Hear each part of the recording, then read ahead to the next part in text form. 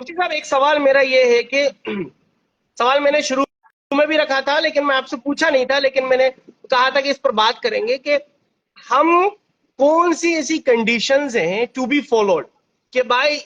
یہ کنڈیشنز یہ شرائط ہوں گے جب یہ شیئر خریداری اور یا کسی کمپنی کا شیئر خریدنا ہمارے لیے جائز ہے، اور اگر وہ کنڈیشن نہ ہو تو یہ حرام ہے، حلال نہیں ہے۔ اگر کچھ جواز کی شرائط ہو، اگر فقی کتابوں میں، مسائل کی کتابیں کچھ ہو تو آپ سے درخواست کروں گا کہ اس کو بھی مینشن کیجیے۔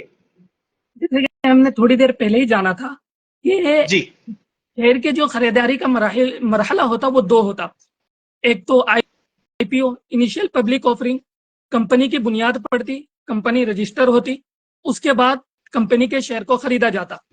اور دوسرا مرحلہ ہوتا کمپنی کے ٹوٹل شیئر سبسکرائب کر لیے جاتے،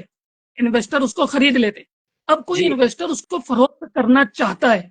اور دوسرا انویسٹر آ کے اس کی جگہ لیتا ہے۔ یہ دو طریقے ہوتے ہیں عموماً شیئر کے خریدنے کے۔ تو جو پہلا طریقہ ہے آئی پی او جس کو بولتے ہیں، اگر اس وقت کوئی شخص شیئر خریدنے کا ارادہ کرتا ہے تو اس وقت صرف ایک شرط کا پایا جانا ضروری ہے، وہ یہ کہ کمپنی جو کاروبار کر رہی ہے وہ اس کا بنیادی کاروبار حلال کاروبار۔ جیسے ماروتی سوزوکی کمپنی ہے، اس کا بنیادی جی کاروبار کار کا ہے جو کہ جی حلال کاروبار۔ اسی طرح ٹاٹا اسٹیل ایک کمپنی ہے، اس کا کاروبار اسٹیل کا ہے، یہ بنیادی کاروبار اس کا حلال ہے۔ اب دوسرے مرحلے کی بات کرتے ہیں، کمپنی کام کرنے لگ جاتی ہے، اپنا سرمایہ بنانا شروع کرتی ہے، سرمایہ کو ادھر ادھر انویسٹ کرتی ہے، خام مال خریدتی ہیں، اس کو تیار کرتی ہیں، پھر کوئی جا کر اس کمپنی کے شیئر کو فروخت کرتا ہے ایک خریدار کو۔ تو اس وقت خریدار کے لیے دو چیزیں ضروری ہیں، وہ یہ کہ پہلے دیکھیں کہ کمپنی کا بنیادی کاروبار کیا ہے، اگر وہ کاروبار حلال ہے تو آپ خرید سکتے ہیں۔ اور دوسری شرط اس میں یہ عائد کی جاتی کہ کمپنی کے شیئرز اگر اس کے فیس ویلیو یعنی قیمت اسمیہ جب کمپنی آئی پی او جاری کرتی اس وقت اس کی ایک ریٹ طے کرتی کہ ہم اپنے شیئر کو 10 روپے میں فروخت کریں گے، 20 روپے میں فروخت کریں گے۔ اگر وہ کمپنی اپنے شیئر کو 20 کے بجائے 19 میں فروخت کر رہی ہے بعد میں چل کے، یا یہ کہ 20 کے بجائے 21 میں فروخت کر رہی ہے، فیس ویلیو سے کمی اور زیادتی میں فروخت کرنے کی صورت میں کمپنی کے پاس نہ کچھ جامد اثاثہ ضرور موجود ہو، جامد ایسٹس، فکس ایسٹس جس کو بولیں گے، وہ ضرور موجود ہو۔ کیونکہ اگر کوئی شخص نقد رقم کے بدلے خرید و فروخت کرے تو وہ برابر سرابر ہونا چاہیے، اگر کمی اور زیادتی ہو تو وہ سود ہو جاتا۔ اس لیے اس کمپنی میں انویسٹ کرنے کے لیے کمپنی کے پاس کچھ نہ کچھ جامد اثاثہ ہونی چاہیے، جس کی علماء کرام نے 1% متعین کیا کہ کمپنی کا جو ٹوٹل ایسٹس ہے اس کا 20% جامد اثاثہ ہونا چاہیے۔ علماء کرام کے اس میں مختلف یعنی 20% فکس ایسٹس ہونا چاہیے ٹوٹل ایسٹس کا، لیکن جی جی اس میں علماء کرام کی مختلف رائے ہے، کوئی کہتا 20%، کوئی کہتا 25%، کوئی کہتا 33%، ان میں سب کی رائے الگ الگ ہے۔ اسی طرح پھر تیسری شرط، اگر آج کے دور میں ہم دیکھیں کسی کمپنی کو تو کوئی کمپنی صرف اپنے حلال کاروبار کو چلا نہیں سکتی، وہ کہیں نہ کہیں سے اپنا حرام کاروبار کرتی ہی ہے۔ اس کو ایک مثال کے ذریعے سمجھتے ہیں، کمپنی نے زیادہ میں مفتی صاحب معافی چاہوں گا، میں حضرات سے درخواست کروں گا کہ مفتی صاحب نے جو بات مینشن کی ہے نا کہ جتنی بھی کمپنی ہے وہ پورے طور پر حلال نہیں ہے، یہ بات آپ یاد رکھ لینا، دماغ میں بٹھا لینا، کہیں نہ کہیں ان کا حرام بزنس چل رہا ہے۔ تو یہ مفتی صاحب کو غور سے سنیں، جو اس پر وہ کمنٹ کر رہے ہیں اس کو ضرور سنیں آپ حضرات۔ جی مفتی صاحب کنٹینیو۔ کہیں نہ کہیں وہ حرام کاروبار کرتی ہے۔ اس کو ایک جی مثال کے ذریعے سمجھیں گے کہ کمپنی نے بہت زیادہ آمدنی حاصل کی، اب اس آمدنی کو وہ بینک میں رکھیں گی، ٹھیک ہے، پروفٹ بینک میں جائے گا، پورا پروفٹ بینک اس پر سود دے گا اس جی رقم کو رکھنے کے۔ اگر بینک کے پاس کرنٹ اکاؤنٹ ہے تو کمپنی کے پاس کرنٹ اکاؤنٹ ہے تو بات دوسری ہے، کرنٹ اکاؤنٹ کے علاوہ کوئی دوسرے اکاؤنٹ میں کمپنی اپنے پیسے کو رکھے، اس پر سود تو ملے گا کمپنی کو۔ تو یہ بھی کمپنی کی ایک آمدنی کا ذریعہ ہوا۔ سود جو مل رہا یہ سود بھی انویسٹر میں تقسیم ہوگا۔ تو اس لیے ضروری ہے کہ جب بھی کوئی कंपनी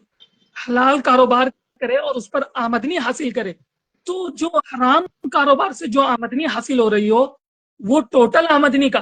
टोटल इनकम का 5% से ज्यादा नहीं होना चाहिए। और ये 5% जो उलमाए किराम ने तय किया है कि 5% ही को हम क्यों मुकर्रर करें, जी जी, हो सकता है 10%, 10 भी हो हो सकता है 15%। जी आप क्या दलील पेश कर रहे हैं कि ये 5% ही होना चाहिए? तो इस पर आज के उलमा का इजमा है, इसकी जी दलील इजमा है। इजमा की बुनियाद पर उलमा इकराम ने इसको 5% तय किया कि हराम आमदनी का जो जुज शामिल हो वो टोटल आमदनी, टोटल इनकम का सिर्फ 5% होना चाहिए। तो उस वो क्या होगा? तो फिर उस कंपनी में अगर 5% से कम है टोटल आमदनी का, 5% से कम है हराम इनकम, तो फिर उस कंपनी में इन्वेस्ट करना जायज है। जी, यानी आपकी 100 रुपए में से 5 रुपए से कम अगर वो इंटरेस्ट का पैसा है तो फिर हमारे लिए जायज है, अदरवाइज जायज नहीं। फिर उसके बाद ये शर्त आयद करते हैं, आपको तो 5% हराम आमदनी मिल गई, चाहे हराम आमदनी कुछ भी रहे, उसका थोड़ा जुज भी हमारे लिए इस्तेमाल करना जायज नहीं है। नहीं, इसीलिए बिल्कुल जो भी आपको हराम आमदनी मिली है उसको बिला नीयत सवाब सदका करें, जी उसको बिला नीयत सवाब सदका करें। अगर कंपनी के हराम आमदनी के फीसद अलग अलग होते, कोई कंपनी 5% कमा रही है, कोई जी कंपनी 3%, कोई कंपनी 2%, तो अगर किसी कंपनी ने 3% हराम आमदनी हासिल किया तो हम हमारी इनकम में से 3% बिला नीयत सवाब सदका करेंगे। इसी तरह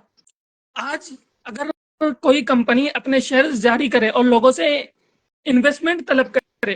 तो उनकी एक हद मुकर्रर होती। जी जब भी कोई शख्स कंपनी को रजिस्टर कराएगा और लिस्ट करेगा, उसको लोगों से इन्वेस्टमेंट का मुतालबा करेगा, तो हुकूमत उसको एक हद मुकर्रर करके देती, आप 100 करोड़ तक सरमाया लोगों से हासिल कर सकते हैं, इससे ज्यादा आप हासिल नहीं कर सकते। उसके यानी बावजूद 100 भी करोड़ जी, यानी 100 करोड़ इन्वेस्टमेंट करवा सकते हैं बस आप, इससे ज्यादा जिसको नहीं। ऑथराइज्ड कैपिटल कहेंगे, क्या कहेंगे मुफ्ती साहब? Authorised capital. Authorised capital. जी मुफ्ती साहब, जज़ाकल्लाह, कंटिन्यू। जी जी, फिर जब कंपनी उन सरमाए को मुख्तलिफ हिस्सों में डिवाइड करती, मुख्तलिफ हिस्सों में डिवाइड करेंगी तो कंपनी के जो बोर्ड ऑफ डायरेक्टर रहते वो कुछ लगाते हैं, 40 से 60% अवाम से मुतालबा करते हैं और बकिया हिस्सा रिजर्व में रखते हैं, ताकि अगर किसी हंगामी हालत में कंपनी को उसकी जरूरत पेश आ जाए तो वो नए शेयर का इजरा करे और फिर लोगों से इन्वेस्टमेंट तलब कर सके। फिर अगर उससे भी उनके मुतालबात पूरे नहीं होते तो जी उनको से कर्ज लेना पड़ता है, वो सूदी कर्ज लेते हैं, सूदी कर्ज के जरिए अपना कारोबार चलाते हैं। तो डेट जिसको बोलते हैं सब डेट। हाँ जी, जी सूदी कर्ज लेकर अपना कारोबार चलाते हैं। तो अगर कोई कंपनी सूदी कर्ज ले रही है और अपना कारोबार चला रही है तो सूदी कर्ज उसके टोटल एसेट्स से 33% से ज्यादा नहीं होना चाहिए। यानी अगर जी कंपनी का कुल असासा 100 रुपए है जी तो कंपनी ने जो सूदी कर्ज लिया है कारोबार चलाने के लिए वो 33 रुपए से ज्यादा नहीं होना चाहिए, 33 रुपए से कम ही होना चाहिए। जी क्योंकि अगर 33% से कम है तो हम हुक्म लगा देंगे अक्सर कुल के हुक्म में, क्योंकि अक्सर जो कारोबार चल रहा है वो हलाल पैसों से चल रहा है। सूदी इनकम में सूदी रकम को लेकर अगर कोई कारोबार चलाए, इसमें बजाहिर तो कोई हराम आमदनी का जुज शामिल नहीं होता, सिर्फ एक जी गुनाह का काम। सूदी अगर कोई रकम सूद पर ले तो रकम तो बजाते खुद देखा जाए तो हलाल है, जी जी लेकिन ये गुनाह का काम है, एक नाजायज अमल हो रहा है और शेयर होल्डर चूंकि एक एतबार से देखा जाए तो मुवक्किल है, जी जी मुवक्किल है। वो कंपनी के बोर्ड ऑफ डायरेक्टर को ये बोलते हैं कि आप जिस तरह कारोबार चलाना चाहे चला सकते हैं। अगर वो इनडायरेक्टली वो मतलब इजाजत दे रहे हैं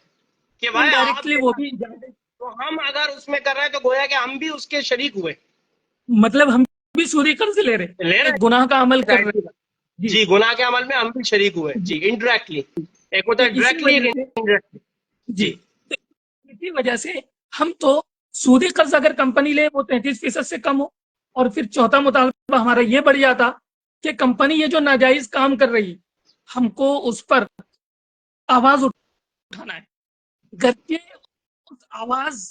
کی ہم کوئی رعایت نہ کی جائے کمپنی والے نہ سنیں ہم کو کم سے کم کمپنی کو ای میل کر کے بتانا ہے کہ آپ جو یہ سودی کاروبار کر رہے ہیں ہم اس پر راضی نہیں کمپنی کے اینول جنرل میٹنگ میں جا کے یہ بتانا ہے کہ آپ جو سودی کاروبار کر رہے ہیں اس پر ہم راضی نہیں ہیں اس سے وہ سرمایہ کار سبک دوش ہو جائے گا وہ اس گناہ میں مبتلا نہیں ہوگا کیونکہ ایک کمپنی میں صرف وہ ایک انویسٹر نہیں رہتا لاکھوں انویسٹر رہتے اس ایک شخص کی آواز اٹھانے سے کچھ ہوگا نہیں دوسرے